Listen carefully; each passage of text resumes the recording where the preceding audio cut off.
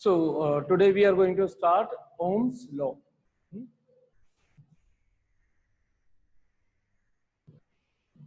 So what is Ohm's law? It is the relationship between the electric potential and electric current flowing in the circuit. So let's suppose अगर कोई एक simple circuit diagram बना दिया जाए और यहाँ पे बैटरी लगा दी जाए. So what is the use of battery? Battery provides us the continuous flow of electric current. What is the main purpose of battery? Battery क्यों लगाई जाती है? ताकि हमें कंटिन्यूस फ्लो मिल सके किस चीज का? इलेक्ट्रिक करंट का सर्किट के अंदर. क्योंकि प्लस माइनस क्या शो कर रहे हैं? पोटेंशियल डिफरेंस को. जैसे अगर यहाँ पे कहीं पे 10 वोल्ट लिख दिया जाए तो उसको हम कैसे मान सकते हैं? इधर का हो गया 10 वोल्ट और इधर का हो गया 0 वोल्ट. तो 10 माइनस 0 कितना हो गया? 10. तो हम बोलेंगे कि यहाँ पे पोटेंशियल का डिफरेंस कितना चल रहा है? 10. तो बैटरी का काम क्या है? कंटिन्यूएशन के अंदर इस पोटेंशियल के थ्रू चार्ज को फ्लो करवाना. चार्ज फ्लो होगा तो क्या फ्लो होगी? Electric current. क्योंकि हमें पता है electric current is the rate of flow of charge. तो जिसके बाद जितना, अगर ये पूरे टाइम हमेशा सेम बना रहेगा तो सेम करंट फ्लो होती रहेगी. तो ये बैटरी का मेन पर्पस होता है. तो ओम्स ने क्या स्टडी किया? उसने हर बार अलग अलग, मान लीजिए ये I1 करंट है बैटरी 1 पर. अब उसके बाद उसने दूसरे बैटरी चेंज कर दी. मान लीजिए बैटरी चेंज पहले थी 10 वोल्ट की और 10 वोल्ट पर करंट की वैल्यू आ रही थी, इसको यहाँ पे लिखता हूँ B1 के अकॉर्डिंग. B1 10 वोल्ट जब लिया उसने, 10 वोल्ट का पोटेंशियल डिफरेंस, तो उसके हिसाब से करंट जो सर्किट में फ्लो हो रही थी ये I1, इसकी वैल्यू आ रही थी लेट्स सपोज कितनी आ रही थी? 2 एम्पियर. फिर इसने इस बैटरी को चेंज कर दिया, कोई नई बैटरी लगा दी जिसका पोटेंशियल को रख दिया उसने कर दिया 20 वोल्ट. तो इसमें जैसे इसने इस वोल्टेज को डबल किया तो इसने देखा करंट भी डबल हो गई और इसमें कितना फ्लो होना स्टार्ट कर दिया इसने? 4 एम्पियर. फिर इसी तरह से जब इसने बैटरी के पोटेंशियल को पहले से 3 टाइम्स इंक्रीज कर दिया, यानी कि पहले 10 था अब उसका 3 टाइम्स 30 वोल्ट हो गया, तो इसने देखा करंट भी अपनी इनिशियल वैल्यू की 3 टाइम्स हो गई, यानी कि 2 3 जा 6 एम्पियर. फिर इसी तरह से अगर मैं बोल दूं कि V3 इज इक्वल टू मान लीजिए 60 वोल्ट कर दे तो पहले के कंपैरिजन में कितना हो गया? 6 टाइम्स. सो ये V4 हो जाएगा. तो करंट भी अब पहले के कंपैरिजन में कितनी टाइम्स हो जानी चाहिए? 6 टाइम्स. तो 6 टू 12. यहां से देखें तो 30 के हिसाब से 2 टाइम्स हो रही है तो 6 के हिसाब से भी 2 टाइम हो गए.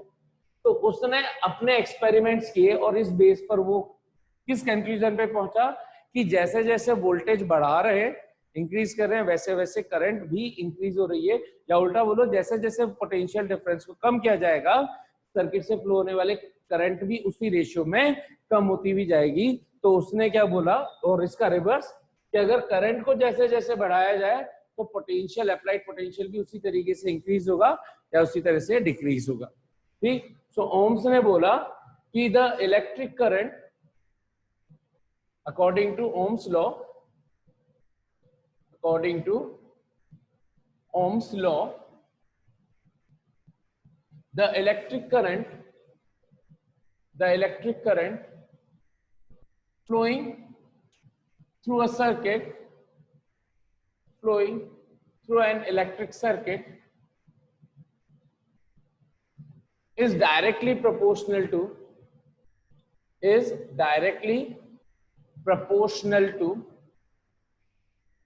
the applied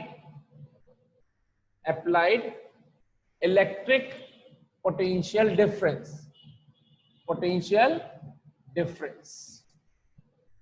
That is, the current बोले तो I is directly proportional to, इस सिंबल को बोलते हैं डायरेक्टली प्रोपोर्शनल टू.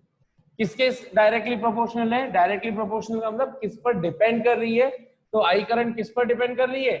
वोल्टेज पर, पोटेंशियल डिफरेंस पर. तो कैसे डिपेंड कर रही है? डायरेक्टली का मतलब होता है कि अगर कहीं पे भी आपको ये रिलेशन दिख जाए y is directly proportional to x, इसका मतलब कि अगर y बढ़ेगा तो x भी बढ़ेगा. या उल्टा बोल दें, अगर x इंक्रीज हो रहा है तो y भी इंक्रीज होगा और x डिक्रीज होगा तो y भी डिक्रीज होगा. तो दो तरह के चलते हैं, इसको बोलते हैं डायरेक्ट रिलेशन और इसको बोलते हैं इनवर्स रिलेशन. तो इसको रीड करने के दो तरीके होते हैं. y is directly proportional to 1/x। अगर आप बीच वाले सिंबल को रीड कर रहे हो इज डायरेक्टली प्रोपोर्शनल टू, तो फिर आपको उसके आगे आने वाली पूरी चीज को बोलना है।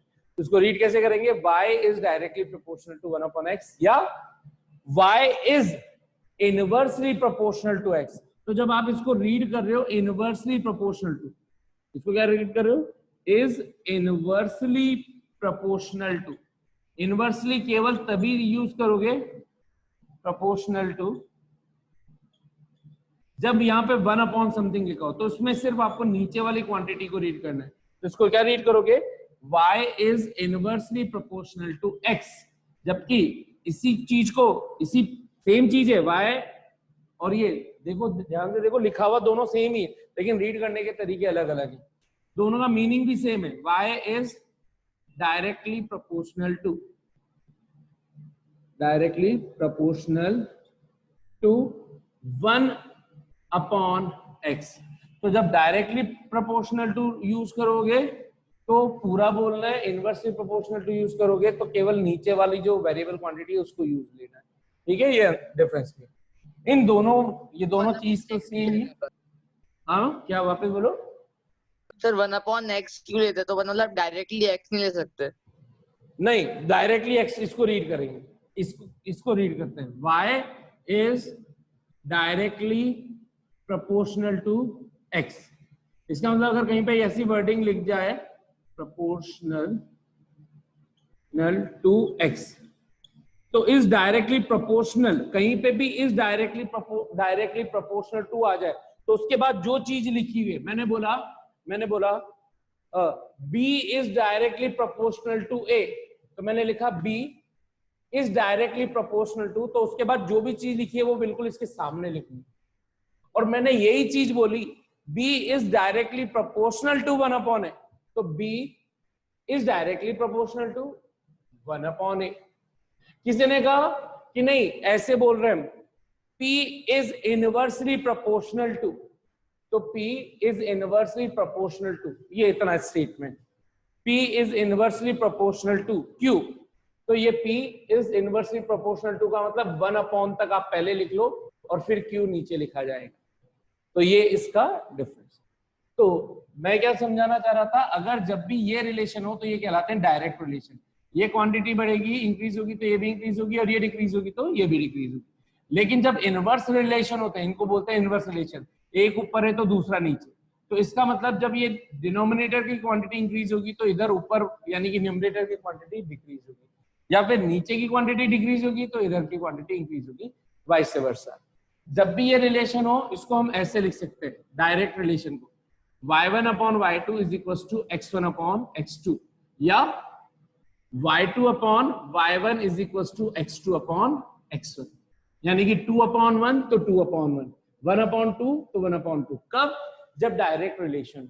और इनवर्स रिलेशन होंगे तो इसमें लिखा जाता है ऐसे उल्टा, y1/y2 is equal to x2/x1, 1/2 तो इधर 2/1, या फिर y2/y1 लिख रहे हो तो उधर इसका उल्टा लिखोगे x1/x2। ठीक है, सो ये इसका रिप्रेजेंटेशन या इसका करने का तरीका है। सो जो मैंने स्टेटमेंट लिखा वो कहलाया क्या? ओम्स लॉ का ये स्टेटमेंट है। जब I directly proportional to V है तो V का मतलब V को ऐसे भी लिख सकता हूँ, V is also directly proportional to I। V बढ़ने पर I बढ़ रहा है तो मैं उल्टा भी बोल सकता हूँ I बढ़ेगा तो V भी बढ़ेगा, अगर V इंक्रीज हो रहा है तो I इंक्रीज हो रहा है, या उल्टा बोल दूं I इंक्रीज हो रहा है तो V इंक्रीज हो रहा है। तो मैंने इसको घुमा के लिख दिया। अब ध्यान क्या रखना है, आज ही सीख लो, जब भी प्रोपोर्शनल इसको क्या, किसका साइन बोलते हैं? प्रोपोर्शनैलिटी का sign. So whenever we remove the proportionality sign then some constant always comes in the formula. तो जब भी आप इसको हटाओगे तो हटा करके इज इक्वल्स टू और कोई ना कोई कांस्टेंट, एक कोई कांस्टेंट आप फॉर्मूले में इंट्रोड्यूस करोगे, तो उस कांस्टेंट को ही बोला गया R। So what is R? तो यहां पर बोला गया where R is proportionality constant, proportionality constant, क्योंकि प्रोपोर्शनल के साइन को हटाने के बाद ही आया है, and it is called the resistance of the circuit. और इस R को ही क्या बोला जाता है? सर्किट का resistance of the circuit. So this is the mathematical statement of Ohm's law. कोई कहे कि डेराइव द मैथमेटिकल रिलेशन और एक्सप्रेशन ऑफ ओम्स लॉ, तो आपको पूरा ओम्स लॉ यहां तक लिखना है. V इज इक्वल टू, 3 ही लाइन है बस, एक बार ये डेफिनेशन लिखी, ये लिखा, इसको घुमा के लिख दिया, प्रोपोर्शनैलिटी का साइन हटाया और V is equal to I R. रट लें अब आप इसको, इस फॉर्मूले को, V is equal to I R, वीर, है ना, वीर. तो इस फॉर्मूले को बिल्कुल अच्छे से याद कर लें. ठीक है, जैसे quit, Q is equal to I T, quit. वीर, V is equal to I are.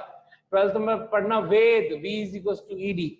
Electric potential is equal to electric field into distance. मोर, epsilon m is equal to epsilon not into epsilon r. अभी अब ये मत पूछना ये क्या होता है, 12th में बताऊंगा.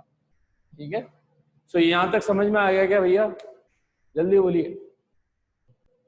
अब क्योंकि हमने बोला कि R एक प्रोपोर्शनैलिटी कांस्टेंट है, तो प्रोपोर्शनैलिटी कांस्टेंट का तो मतलब ये हुआ कि इसकी वैल्यू हमेशा कांस्टेंट रहनी चाहिए. कांस्टेंट बोले तो फिक्स रहनी चाहिए. किसके हिसाब से फिक्स रहनी चाहिए? देखो, तो हमें यहां से V is equal to I R है, तो R की वैल्यू क्या लिखें? R is equal to V upon I. I को नीचे भेज दिया. और R तो हम खुद बोल रहे हैं प्रोपोर्शनैलिटी कांस्टेंट, यानी कि ये तो किसी ना किसी तरह का कांस्टेंट है. इसका मतलब क्या हुआ कि अगर आप वोल्टेज और करंट का रेशियो करो किसी भी डिफरेंट केसेस के लिए, तो उसका आंसर हमेशा कांस्टेंट सेम आने चाहिए, यानी कि R की वैल्यू चेंज नहीं होनी चाहिए. देखिए, जैसे मैं यहाँ पे करके बताता हूँ आपको. ये फर्स्ट केस लिया जिसमें हमने फर्स्ट टाइम बैटरी लगाई थी 10 वोल्ट की, और उसके रेस्पेक्ट में करंट आ रही थी I1 2 एम्पियर. तो यहां से अगर मैं R1 पूछूं तो R1 कैसे निकलेगा? फॉर्मूला V अपॉन आई है, तो R1 के लिए V1 अपॉन I1. V1 की वैल्यू कितनी है? 10, और करंट I1 की वैल्यू कितनी है? 2. कितना आया? 5. अच्छा, इसकी यूनिट होती है ओम.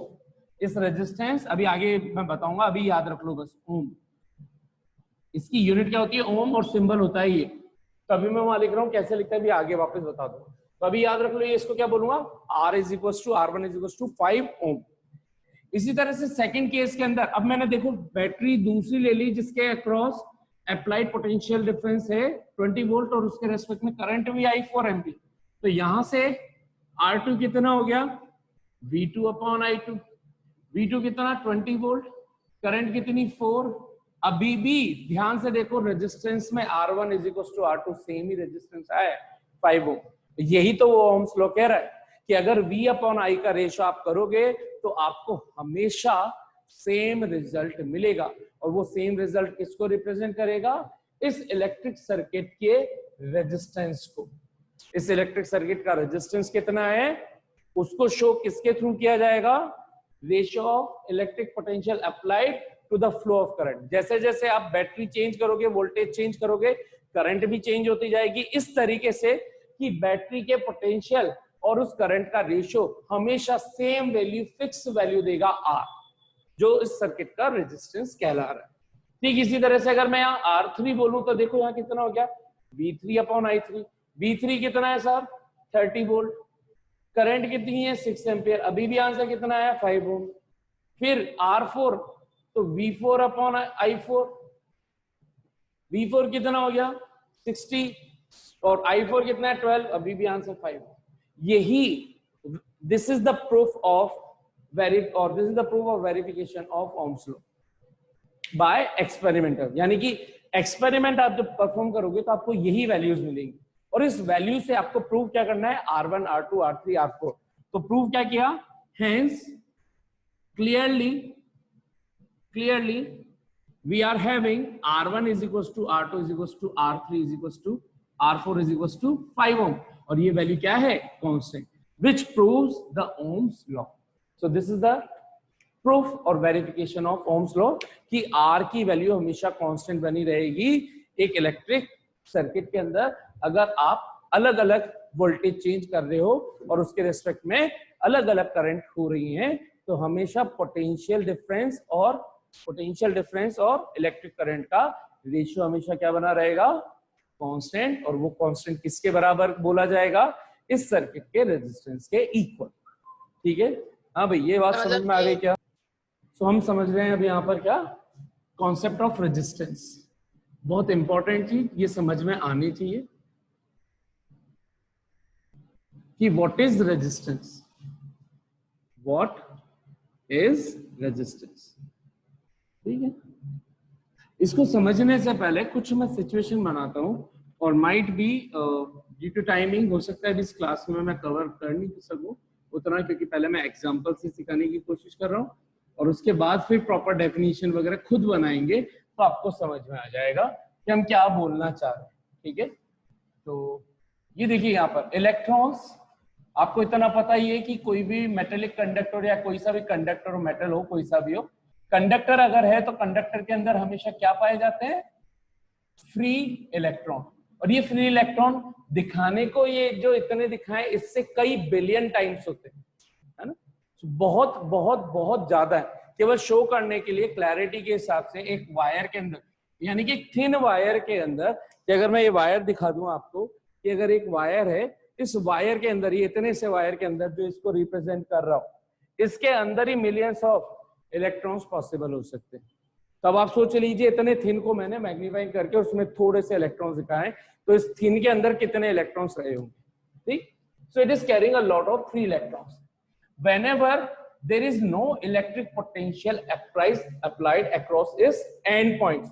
एंड पॉइंट क्या है, ये और ये पोटेंशियल इसके अक्रॉस अप्लाइड नहीं करने का मतलब है कि अभी हमने इससे बैटरी कनेक्ट नहीं कर रखी, तो होता क्या है कि ये इधर उधर रैंडमली अपने हिसाब से मूव करते होते हैं। क्यों? क्योंकि ये सभी नेगेटिवली चार्ज होने के कारण अपने अपने एक रिपल्शन इस तरह का लगाएंगे कि ये सब लोग रैंडम मोशन के अंदर आ जाएंगे।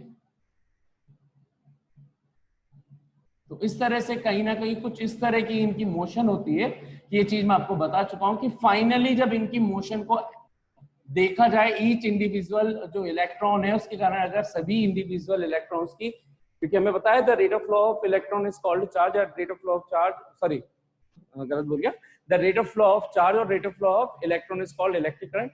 सो इलेक्ट्रॉन की चार्ज है तो चार्ज एक इलेक्ट्रॉन भी फ्लो होगा तो अपने अकॉर्डिंगली एक करंट कॉन्स्टिट्यूट करेगा, प्रोड्यूस करेगा। लेकिन इन सबकी रैंडम मोशन इस तरह से होती है कि अगर यहाँ 100 इलेक्ट्रॉन है और उनकी टोटल इलेक्ट्रॉन हर एक के कारण इंडिविजुअल I1 I2 I3 बोल दूं, तो इस तरह से कुछ होगी कि ये सब एक दूसरे के इफेक्ट को कैंसिल आउट करके फाइनल आंसर 0 बना देते हैं जब तक हम इनके अक्रॉस बैटरी कनेक्ट नहीं करते। अब होगा क्या, ये ठीक वही सिचुएशन है फिर से, कौन सी वाली, कि क्लास चल रही है, क्लास के अंदर 100 बच्चे बैठे हुए हैं एक ही क्लास के अंदर, बिल्कुल बढ़िया खचाखच, ठीक, बस थोड़ा बहुत स्पेस में रहता है, टीचर चला गया पढ़ा करके, 10 मिनट तक कोई टीचर नहीं आया, तो आप सोच लो, इमेजिन करो कि क्लास की क्या हालत होने वाली है। एक बच्चा कहाँ पे होगा, दूसरा कहाँ पे होगा, तीसरा कहाँ पे होगा, रैंडमली ये मूव कर रहे हैं। ठीक, अब हुआ क्या कि कोई अपने साथ कुछ गेम लाया था, कोई दिखाने लगा, कोई पीछे वहां लगे पड़े हैं इधर उधर झुंड बना करके कि देख रहे हैं कि यार ये क्या लेकर के आया, वो क्या लेकर के आया, ऐसे। अब अचानक से टीचर आ जाएगा, टीचर आ गया या फिर प्रिंसिपल आ गया, अब क्या होगा, और उसके हाथ में छड़ी है, तो भाई बच्चों में मची भगदड़। अब क्या होगा, एक उसके ऊपर कूद के जा रहा है, एक उसके ऊपर कूद के जा रहा है, तो सब लोग क्या होना चालू हो जाएंगे, एक दूसरे से टकराना स्टार्ट कर देंगे। वही कॉन्सेप्ट यहाँ पे भी काम करता है।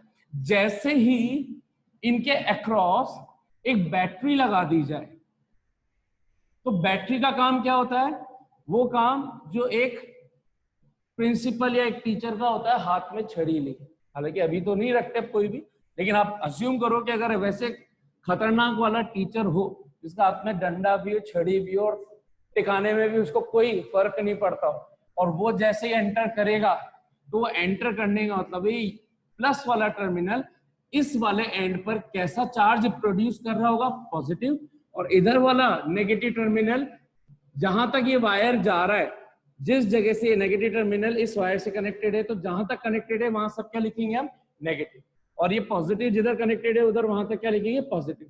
तो पॉजिटिव, तो एक यूं मान लो कि क्लास में 2 दरवाजे, एक तरफ एक टीचर आ गया छड़ी लेकर के और दूसरी तरफ दूसरे से एंटर हो गया, अब बच्चे जाए तो कहां जाए, पॉजिटिव वाला क्या करेगा, इन नेगेटिव को अपनी तरफ अट्रैक्ट करेगा, बिल्कुल फोर्सफुली, इधर बैठो, इधर आ जाओ, और नेगेटिव वाले पीछे से ताड़ ताड़ ताड़ ताड़ ताड़ इनको रिपेल करेंगे।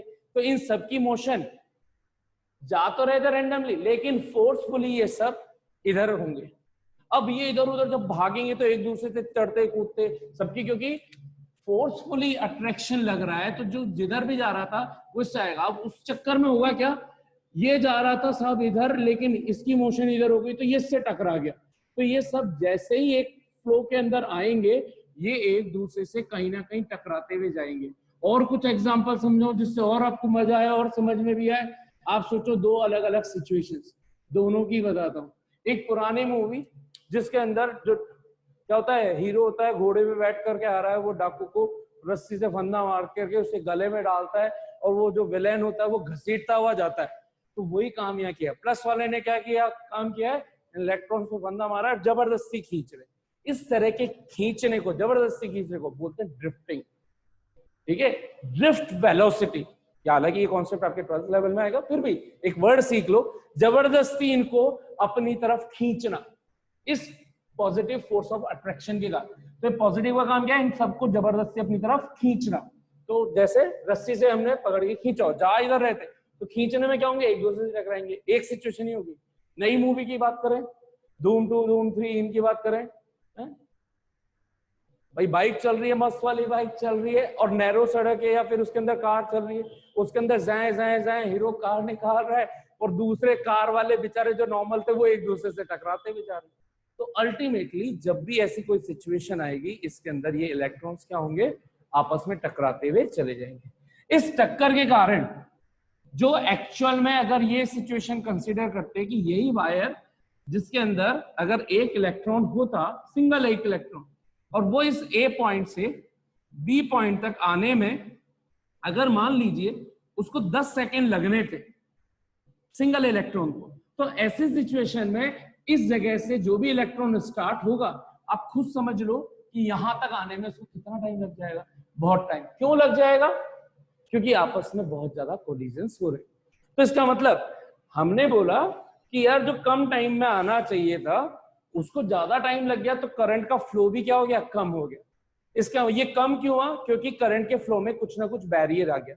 वो बैरियर किसने दिया, इलेक्ट्रॉन्स की कोलिजन में। इस कोलिजन को ही, इस बैरियर को ही बोला जाता है क्या, इलेक्ट्रिक रेजिस्टेंस। तो बाकी हम करेंगे फिर से नेक्स्ट क्लास के अंदर, ठीक है।